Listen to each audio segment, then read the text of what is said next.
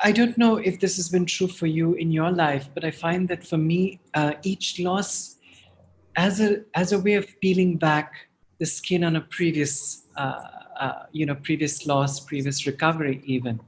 So it's difficult to kind of segregate them, to kind of demarcate them as this is, the loss of a lover, this is the loss of a parent, the loss of a dog, when really what you're looking at essentially in the eye is a sense of sorrow. I was also very motivated to address this slightly American idea of healing, that we all heal and that we all heal and recover. Um, I think it kind of has a very irritating optimism as far as I'm concerned.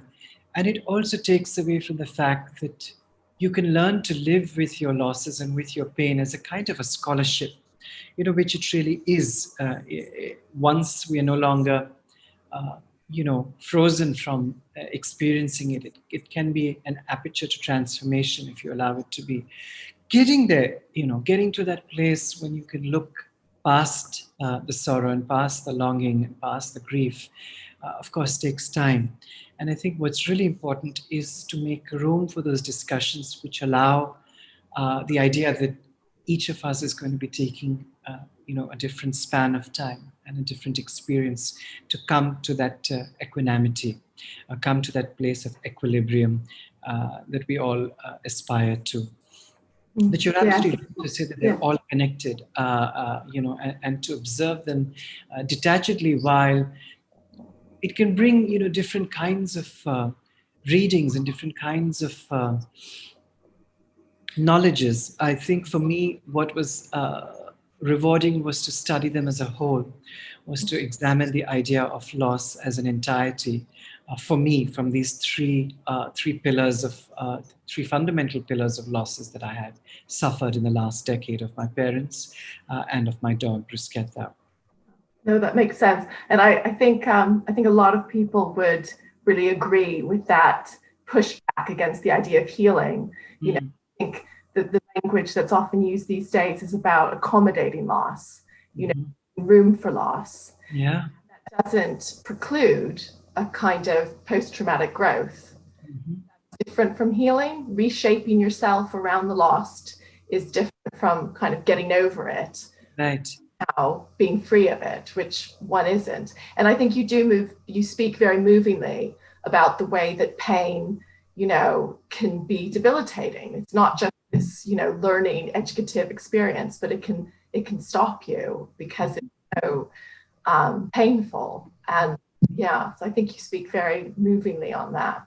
And I like you kind of what you said about the scar peeling off the other scar. Yeah, I think you write in the book, each new death peeled open the skin of a previous loss. Yeah.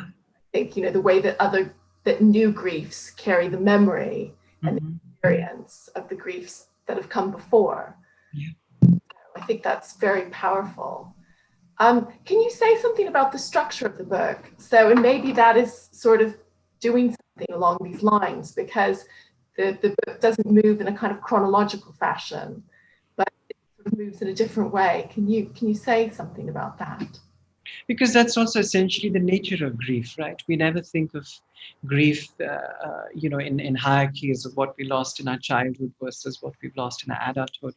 Each of them is kind of congealed within us as one experience through which we refract our life.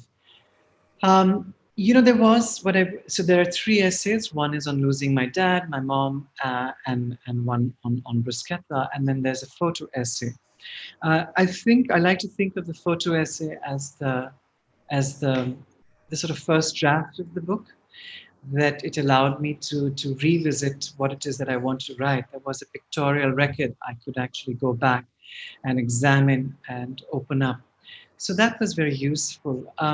But I was also very interested in the literary motif of not having chronology. One of my favorite books, one of my favorite novels is The English Patient. Another is Beloved by Toni Morrison, and both of them don't subscribe to the chronological release of information, but the recognition that there is information and that we live it, in different times, in different spaces, different psychological orders.